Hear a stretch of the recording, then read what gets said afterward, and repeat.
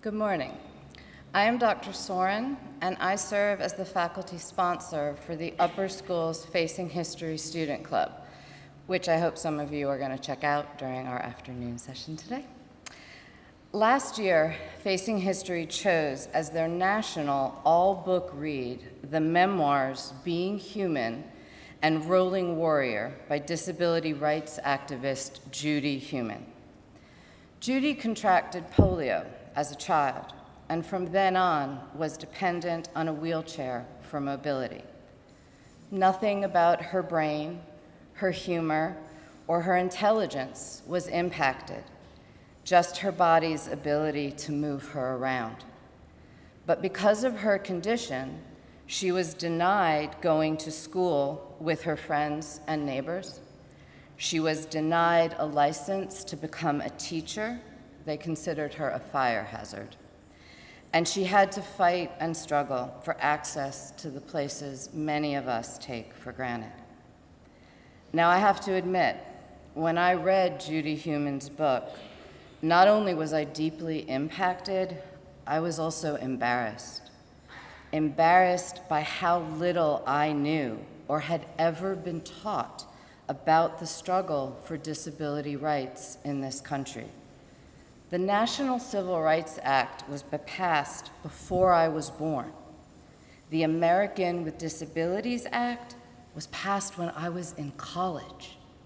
How is that possible? To help me wrestle with these questions, I sought out people I knew and respected to see what they had to say about the topic. And I am honored to say that one of those people is here to speak with us today, Dr. Charles Hughes. Along with being a friend, he is a history professor at Rhodes College, where he directs the Lynn and Henry Turley Memphis Center with the mission of empowering people to create social change in Memphis. His book, Country Soul: Making Music and Making Race in the American South, was named one of the best music books of 2015 by Rolling Stone magazine. And as a cool side note, he votes on nominations for the Rock and Roll Hall of Fame. But all of those acclaims aside, he is also someone who has thought deeply and personally about disability rights and the struggle for equity in our society. So I ask you now to give your attention and your curiosity to what Dr. Charles Hughes is going to share with us. And if you, like me, have questions from reading one of the books or from what you are about to hear, we are going to have time following his talk for some of those questions. So without any additional comments from me, Dr. Hughes.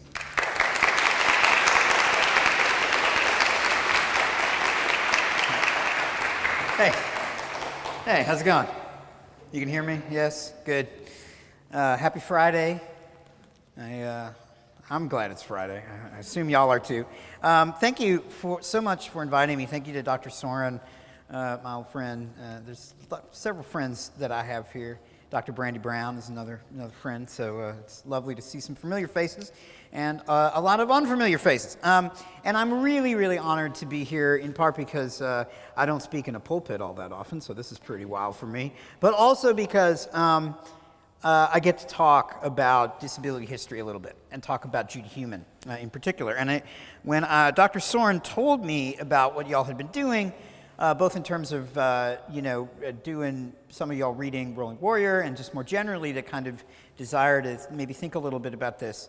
It really made me happy on several levels, one of which is that, especially those of you who read Judy Heumann's book know, at her core, even before she was an activist, before she made all of this important change along with her colleagues in the disability rights movement, Judy Heumann wanted to be a teacher, and education was at the core of what she thought about. And in fact, the obstacles she faced in trying to become a teacher are one of the things that galvanized her to thinking more about how the world could be made a better place, not just for her and not just for other disabled people, but indeed for everybody. So I thought that what I would do today, just for a few minutes, and then I can't wait to talk with you all, is just talk a little bit about what Judy Heumann taught me and what Judy Heumann taught all of us.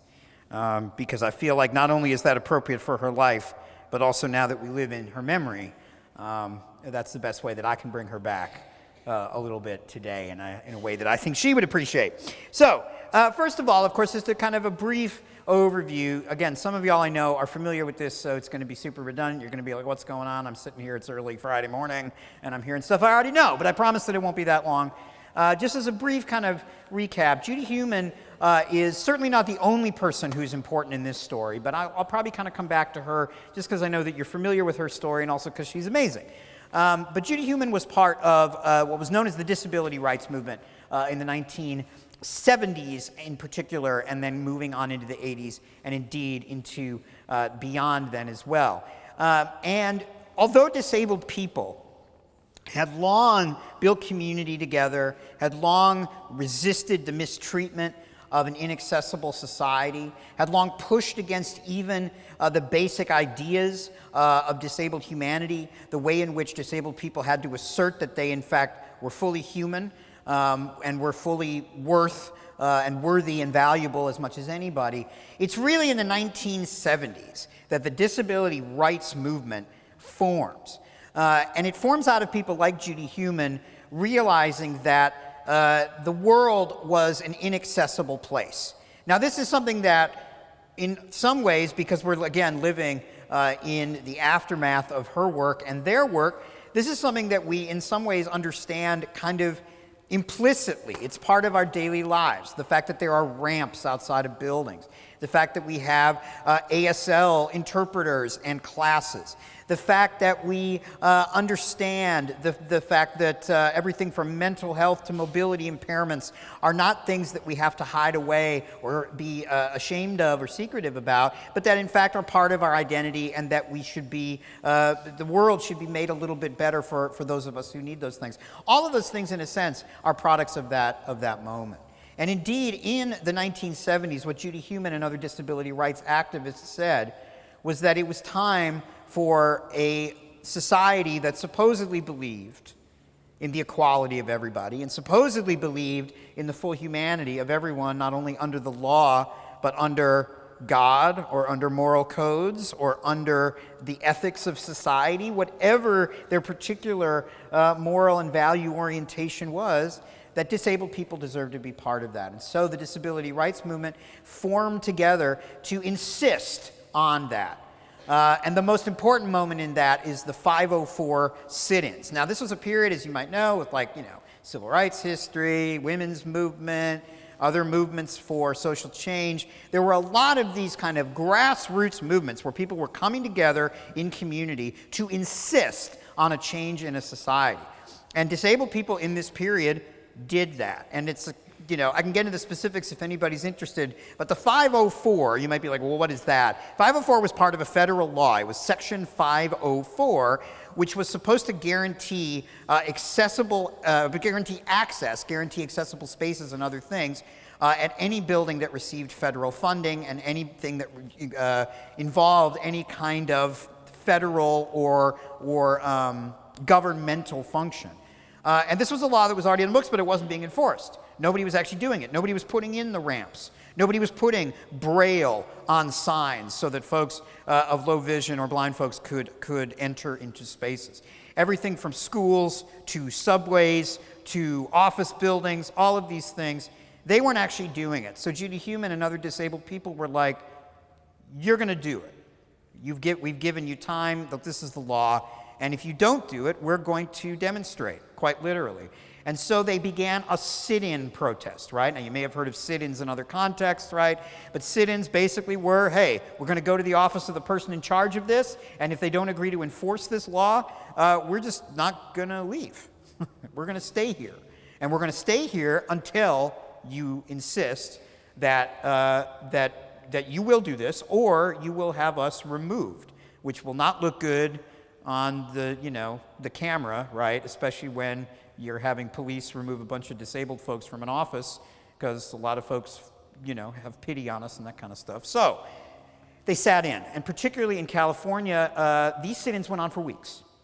And people had to bring in food, allies of the disabled community, to make sure that people could stay fed. People had to bring in medicine for those folks with disabilities that required medical care. It seems like a real struggle, but it was also a really joyous and important moment. A lot of the people involved with it talked about how much, as coming together as disabled people, they realized their shared identity, and they realized that they not only shared a struggle and a challenge, but they also were really like funny and were really enjoyed having a good time with each other, and that there was a joy in being disabled and recognizing that as well. This led ultimately, in a lot of other ways, right, to the Americans with Disabilities Act, one of the most important pieces of federal legislation of the 20th century. Passed in 1990, bipartisan, signed by a Republican president, put forward by a Democratic Congress. It was a great example of the political parties working together, and it was because of the activism and the organizing and the work of people like Judy Heumann. So the reason why I'm here today, and I'm not kidding, this isn't just one of those cliche things that teacher-type people say sometimes. I'm here today because of the ADA. I'm a member of the ADA generation, and I always mention that. Not only because there are still people every once in a while in Congress who kind of say maybe we should get rid of it, we don't need it, but also because it laid a groundwork for what can happen now. So let me tell you some things Judy Heumann has taught me. And let me tell you something that disability rights activists of her generation and of a subsequent generation have taught me, and hopefully have taught the rest of us as well. First of all, disability is not about an individual condition of one's life. It is rather a community of people. Oftentimes, disabled people are taught to think, whether people tell us this directly or it's just kind of implied, disabled people are taught to think that we are all kind of individually trying to struggle through. Like, oh, your disability, you're going to have to do the right. And of course, there's ways in which that's true. But that we have a shared identity. And when disabled people come together, not just to kind of push for change, but also just to understand our connection to each other, that can be a really powerful thing. And that isolation that sometimes disability can be kind of associated with can be directly challenged by coming together. Disability is not an individual identity, it is a shared identity. Another thing that Judy Heumann taught me, and hopefully taught all of us, is that disabled people are not the problem. A society that is inaccessible is the problem. As she says in the book, all they had to do really in that moment when they decided to come together and push for this change, a fundamental rethinking, was that we had to believe that we had to refuse to believe that we were the problem. All we had to do was to refuse to believe that we were the problem. Despite doctors, teachers, some clergy-type people, and others insisting that, oh, you're disabled, you're the problem. We have to fix you, or we have to deal with you, or even in the case of Judy Heumann, we have to hide you away. Instead of that, what Heumann and others said was, no, we are not the problem. The problem is a society that doesn't allow us to fully take part. Another way to think about this, what makes something inaccessible? Is it the fact that someone uses a wheelchair, or is it the fact that there's no ramp? It's the fact that there's no ramp, right? Is something inaccessible because someone cannot hear, or because there are no sign language or other ways for that person to experience? Is something made inaccessible because someone has a chronic illness, or because that illness is not accounted for, right? So that insistence, that's a very important and kind of revolutionary idea that Judy Heumann and others are suggesting, that we individually are not the problem, and that in fact we have such important things to contribute that are not being allowed for. Another thing that Judy Heumann taught me and taught all of us, and this is not a quote from her, but it's a quote from other disability rights activists, and I say it all the time. A lot of us do. Sometimes people get annoyed because it's like, uh-oh, here it comes. She taught us, and they taught us, nothing about us without us. Meaning that instead of disabled people being talked about, how are we going to deal with that problem? How are we going to How are we going to deal? What do we think disabled people mean? How do we think about them? Insisting that disabled people should always be a part of that conversation. For their own lives individually, which makes sense, right? If it's your life, you should be a part of a discussion about it. But also more broadly, after so many centuries, right, of disabled people being debated, what are we going to do? What does this represent? Disability is such a tragedy, or disability is horrible, or disability is something we should pity. So many of those conversations didn't actually include disabled people. And so disabled people in the 60s and 70s, like Judy Heumann, and now beyond, have insisted nothing about us without us. We must be part of the conversation. Or as Ed Roberts, another person who Judy Heumann worked with, who's quoted in the book, said, "Only we get to decide what is right for us, rather than people deciding who we are." And that's not just about the fact that everybody should be a part of the decision-making throughout their own life, but it's also about the fact that so many folks who are not disabled look at disabled people as objects of pity. Aw, isn't that terrible? Isn't that tragic that they're disabled? Or, even worse, as inspiration, right? Like, oh, look, that person is disabled, but they still do normal stuff. That person's disabled, but they're like a real human being. How do they do that? I'm so inspired, right? That sort of like, aw, the other side of that, aw, right? Disabled people say, stop talking like that. Stop acting like that. Include us in the conversation. And that's such an empowering thing, not just for those of us with disabilities, but those of us of any kind, right?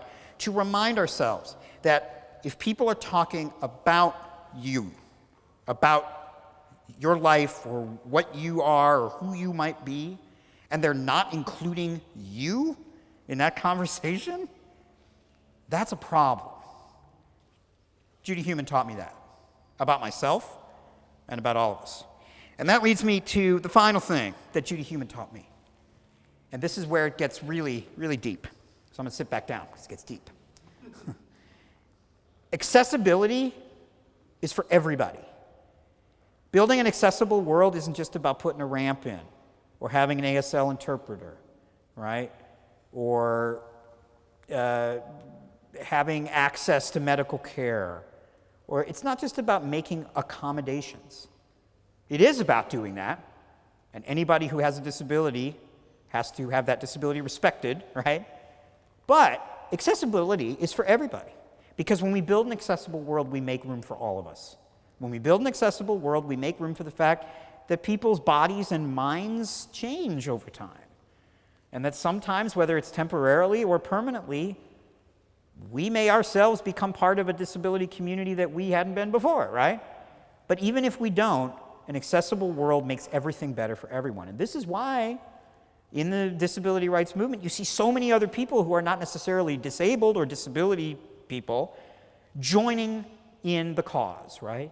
You see civil rights activists.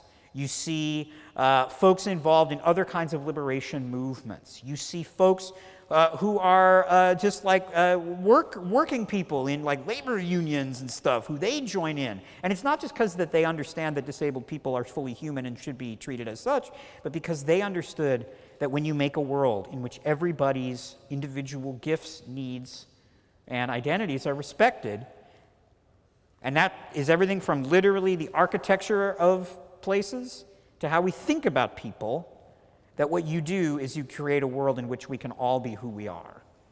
Because as Judy Heumann taught me, and as Judy Heumann taught all of us, right, no matter who you are or what your particular situation is, you not only have value and worth as a human being, but you're also awesome, wonderful, complicated, messy, all of these things. And indeed, being human, it's amazing that her last name was Heumann. It's just unbelievable, you know. But being human is about recognizing that and about making a world in which everybody gets to participate in that way. So, that's a few things that Judy Heumann taught me. Oh, and one more quick thing. Judy Heumann also taught me that just because it happened back then, in the old days, that doesn't mean that all the work was done. And one of the things she always talked about in later years was that younger folks were teaching her. We're pushing her to think in new ways. We're causing her to understand things she hadn't thought about before. We're helping her get over her own stereotypes or her own misconceptions. Not just about disability, but about a lot of things. And she always wanted to talk to young people. A lot of the young folks, disabled folks who worked with her said she was constantly asking, well, what should I be doing? Or what should we be doing?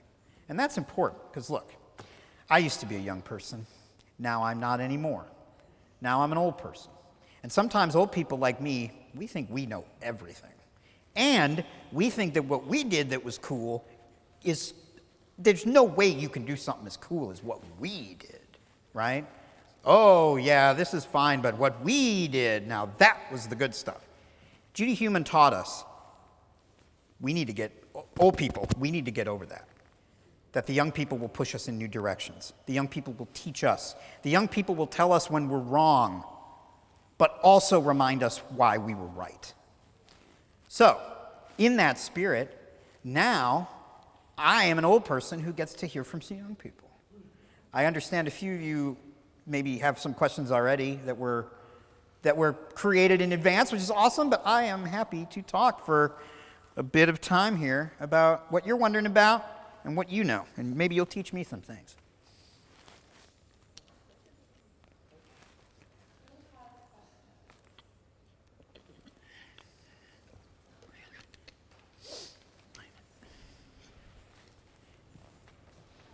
Hey. How could you push past all the obstacles you encountered while fighting for disability rights? And have you ever considered quitting the fight for disability? Wow. Did you say, have I ever considered quitting? Was that the second part? Yeah. Wow. I mean, that's a great question. Disabled people are kind of like,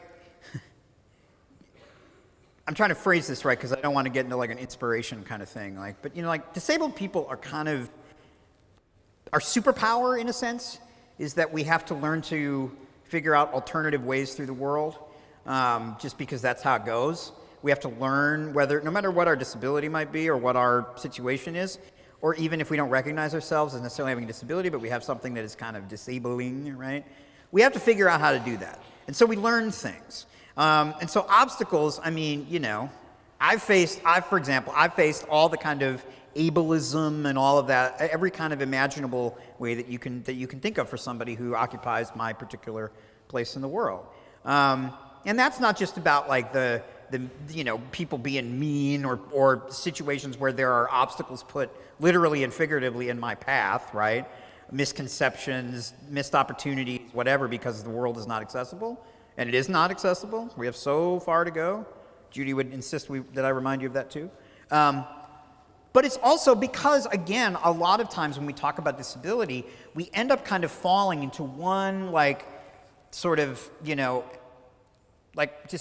we fall into this kind of abstract category where disability becomes something we feel sorry about, or disability becomes something we feel inspired by, or whatever. So I've faced all that stuff. Have I ever considered quitting the fight for disability rights? That's a really interesting way to put it. I don't know that I have, but it took me a long time to get to the point where I was really actively involved. And the reason is because disabled people are taught to not talk about disability. We are taught, again, sometimes directly people say it, and even if they don't, disability is something that is still so sort of stigmatized in one way or another, that just simply saying, I'm a disabled person, and I have faced inequity because of that, and I'm proud to be disabled, and disabled people are really cool, that's not something that comes naturally, and it didn't come naturally to me either. And that's another thing that Judy Heumann taught us, right? That simply saying, I'm disabled, right? And we are disabled. There's an interesting thing that happens sometimes on social media. Social media is, there's a lot of interesting things that happen. But one of the things that's interesting about social media in this response is on things like Twitter and Instagram and other things, people will sometimes talk about how because of a situation or whatever or because they think of themselves differently, they'll sort of talk about how they are newly disabled, right? Or whatever. Do they become disabled or right? And it's really cool what happens. Because instantaneously, it's like, I don't know how, I'm not on the group chat, but it's like instantaneously, disabled people will comment, and what we tend to say, it's like we were all taught this, even though we actually weren't taught this, is we will all say, welcome to the disability community. We're here for you.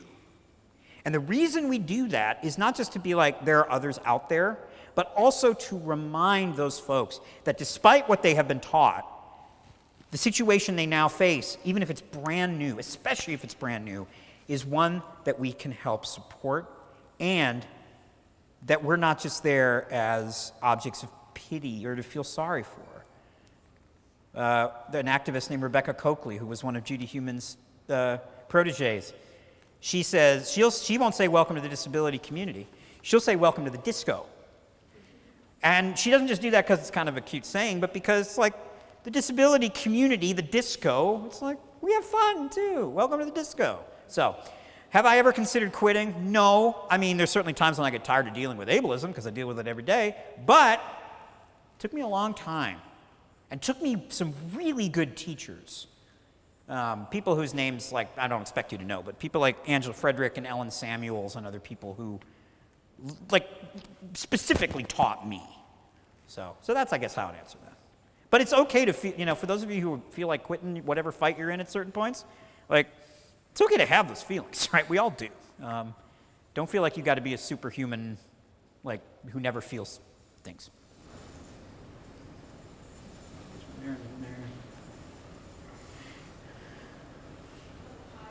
Oop.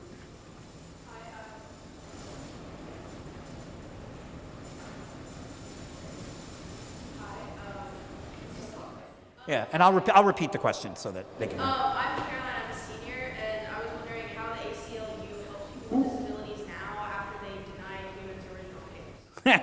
Excellent question. Wow, that's a tough one. So the question was, how does the ACLU, the American Civil Liberties Union, work with disabled people now, especially because back in the day, they denied Judy Heuman's original case. The ACLU has gotten a lot better about that. I don't have a ton of familiarity with that, but the ACLU absolutely is a part of fights to protect disability rights and also to kind of think about disability as connected to other parts of the larger kind of fight for equality and other things. So yeah, they've gotten a lot better. But again, it took people like Judy Heumann and others insisting on that. And they were also mostly who did that, in the 70s in that period, they were like young people, right? Some of them were like your ages, even the younger folks in the room. So yeah, but they've gotten better, thankfully.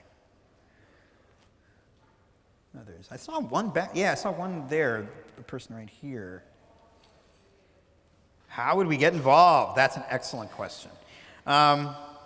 So there are many ways to get involved. There are some national organizations that you can kind of link up with or learn about. I'm a particular fan of a group called ADAPT, which is an acronym. It's like ADAPT. It stands for something. I don't remember exactly what it stands for. But they're a national organization that does a lot of really good work in sort of insisting on, making places more accessible, making sure that disabled people have equal access to jobs and healthcare, education, all that stuff. And they do a lot of they're a national organization, but they have local and statewide chapters. And they will sometimes, they'll do a lot of like different kinds of stuff, but they have in the past, they've done sit-ins, they've done things like that too. So I think they're really a great organization to kind of get involved with because they're a big one and they do a lot of different stuff.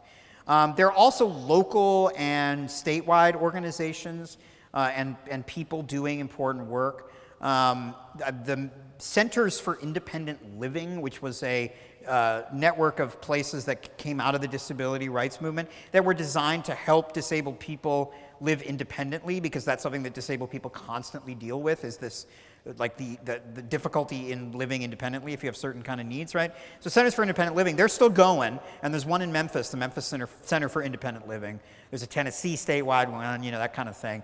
And they are, their mission is really to kind of help disabled people find the resources they need, but they do a lot of really cool work. They're a really good organization to link up with as well. And then the other thing I would say is also like, I tend to learn a lot about what's going on by following disabled folks on social media, and they're on, all the platforms, right? But I don't want to just give you a laundry list of names because I know that might not be useful. But I got to shout out a woman named Alice Wong, W-O-N-G. Alice Wong she's all the things. She's a writer, she's a editor, she's an activist, she's a storyteller. She's a tiger. She calls herself a tiger. And Alice Wong has created a website called the Disability Visibility Project, and she's got books out of it and stuff, and podcasts and cool things. And that is a place where I always go to see what's going on, and also to link up with things that are happening. I also really encourage people to start checking out some disabled writers or creators or artists or whatever, because it also, many of them are really funny, many of them are really, it's not just, it's not just one, it's not just trauma after trauma or fight after fight. It's also a great way just to kind of get a sense of where things are. But yeah, check out Alice Wong, W-O-N-G, the Disability Visibility Project and kind of what they're doing. And then, check out ADAPT, check out the Centers for Independent Living. And also, one more thing is, another good way to get involved with disability rights, very similarly to get involved with any kind of rights or any things like that, is just find a lane in that, right? Is there an issue that you think you can help with or that you want to be a part of, right? Because there's a lot of different ways to do this, right? I mean, maybe you're someone who wants to get involved with, voter education and registration. That's a big problem in the disability community, right? Or maybe you want to get involved with sort of supporting individual disabled folks in independent living. Maybe you want to, figure out, maybe you're an arts type person. There's ways to do that. So that would be the other thing. I think we just kind of figure out what you're good at, right? And what you have the capacity to do. Because that's another thing disability rights taught us, right? Is we don't all have to do everything, because sometimes our bodies, our minds, no matter what, won't let us do it. So find ways to do something that our capacity allows us to do and that we're good at, right? So that's a couple suggestions. I'm sure I'll think of 5 more good ones after we're all out of here, but those are a couple that came to mind. Yeah. Sure. I'll repeat it back too. You kind of already covered this topic, but is the fight for rights of disabled people still as challenging as they were when Roman warrior took place? Wow. Great question. So the question was, is the fight for disability rights still as challenging today as it was when Rolling Warrior took place, when the Judy Humans book, the 70s, 80s, that kind of thing? In one way, of course, I'm the professor, teacher type person, so I got to say, well, yes and no. But it is yes and no. Yes, well, I'll start with no. It's not as hard in the sense that they got a lot done and changed the world. They changed so much. I won't get into too many details on this, but I could talk more about it if anybody's interested. Is again, I'm not kidding. I'm not just doing a bit here, right? Younger folk, as in younger than me, your generation, y'all type people, you all are so much better about talking about your needs in these areas than our generation was, my generation, or generations before, right? Talking about what you need, what your body and your mind, mental health, all that stuff, that's all related to this moment. And that's incredible. I'm so glad. My students now will talk to me about this stuff. I feel very privileged when they do, but I still feel like they stand up for what they need, and they're willing to be open about it with me, and that's awesome, because disability is not shameful. Disability is not something that you should pretend it doesn't exist, individually or collectively. And also, they got laws passed, things have changed. That ramp is right there, right? There are a lot of ways in which things are not as hard. Disability is something that is now talked about more in legislation. There are disabled members of Congress, right? like Senator Tammy Duckworth and others, Senator Bob Dole, actually from the 80s and 90s, Republican. Again, this is not a partisan thing at all, or at least it shouldn't be. So a lot got done, but there's still so much more to do. And I think that's where it's yes, it is just as challenging, because there still are disparities. Disabled people face worse conditions in nearly every aspect, right? Housing, employment, education, healthcare access. There's still all of these cultural stigmas and stereotypes to be overcome. There's ways in which the disability rights movement was too limited. Wasn't thinking about how one's race or gender or other things affected your experience as a disabled person. Like, I'm a white guy, right? I'm a disabled white man. So in some ways, my disabled experience can be right, but in some ways it's very shaped by the fact that I'm a white man, right? So getting better about that too, but that's still a struggle. So I do not want to claim that it hasn't gotten better, because it's gotten way better because of the work of people like Judy Heumann. But long way to go, which also means, of course, we need y'all, right? We need you, because I'm tired. Not of fighting, not of disability, right? But I'm tired. I'm old, right? But like, really, like, there's so much left to do, and it's awesome to do it. It's not just about fixing what needs fixing. It's about creating new worlds. Disabled people are like, they're like science fiction writers, all of us, because we have to imagine new worlds, right? That's why we get really annoyed when there are all of these sort of sci-fi or fantasy visions of the future in which there are no disabled people in them. Number one, there will be, and the world should be accessible for it. Number two, disability is not something that we should erase as a goal for a better future. That's not how this works. And number three, disabled people think up new visions of the world all the time, and we'd like to be a part of the ones that are being thought of, because that's part of us. Oh, yes. My name is Mary Gray. I'm a sophomore. Uh-huh. What would you like to see next happen in the fight for disability rights? Great question. What would I like to see next in the fight for disability rights?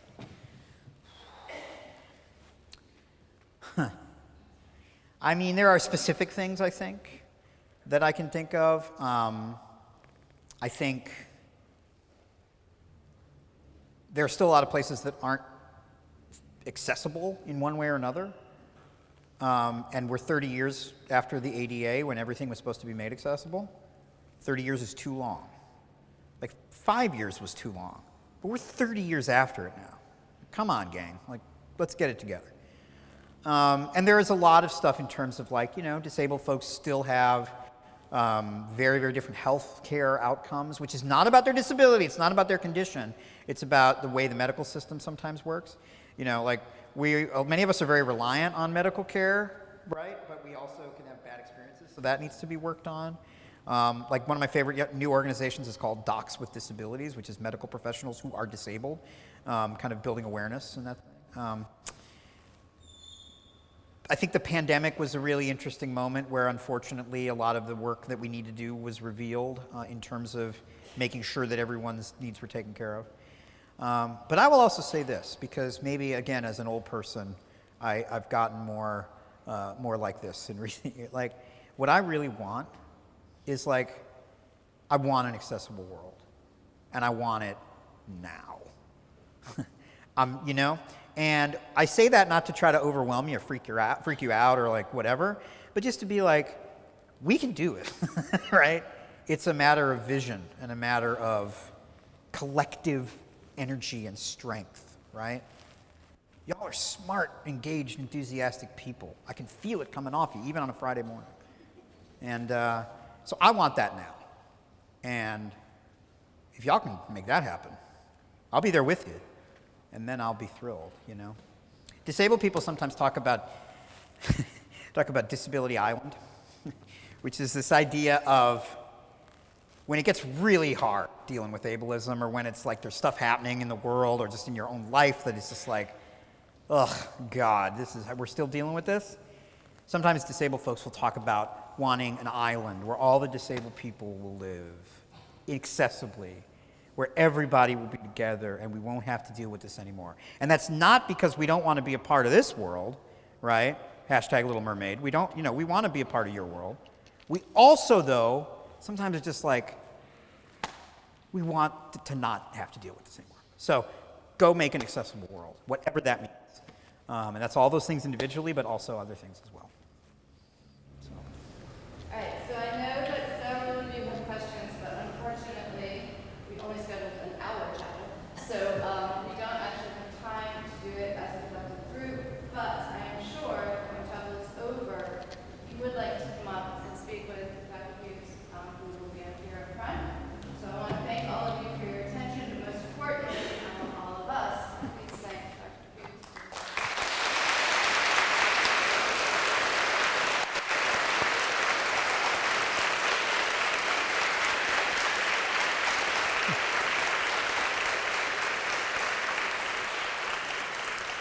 Thank you all so much.